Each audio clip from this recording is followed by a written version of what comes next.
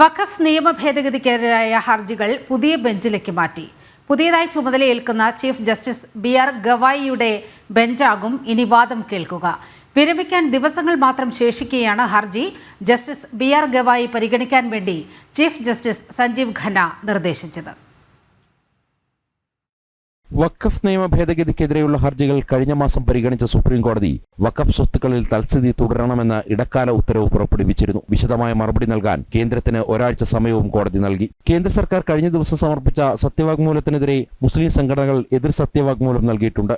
നിലവിലെ സുപ്രീം കോടതി ചീഫ് ജസ്റ്റിസായ സഞ്ജീവ് ഖന്ന ഈ മാസം 13 വിരമിക്കും. ഈ സാഹചര്യത്തിൽ താൻ ഹർജികളിൽ വാദം കേട്ട് വിധി പ്രസ്താവിക്കുന്നത് ഉചിതമല്ലെന്ന് ജസ്റ്റിസ് സഞ്ജീവ് ഖന്ന പറഞ്ഞു. വഖഫ് നിയമ ഭേദഗതി വിശദമായ വാദം കേൾക്കേണ്ട കേസാണ്. ഹർജികളിൽ വാദം കേട്ട് ഉത്തരവിടാതെ സ്ഥാനമൊഴിയാൻ താൻ ആഗ്രഹിക്കുന്നില്ലെന്ന് പറഞ്ഞ ചീഫ് ജസ്റ്റിസ് അതിനാൽ ജസ്റ്റിസ് ബി.ആർ. ഗവായി അധ്യക്ഷനായ ബെഞ്ച് വാദം കേൾക്കണമെന്നും വ്യക്തമാക്കി. കേന്ദ്ര സർക്കാരിന്റെയും എതിർകക്ഷികളുടെയും അഭിപ്രായം കൂടി പരിഗണിച്ചാണ് കേസ് പുതിയ ബെഞ്ചിന് വിട്ടത്. കഴിഞ്ഞ മാസം 2 തവണയാണ് സുപ്രീം കോടതി കേസ് പരിഗണിച്ചത്. ഈ മാസം 15-ന് പുതിയ ബെഞ്ച് വീണ്ടും കേസ് പരിഗണിക്കും.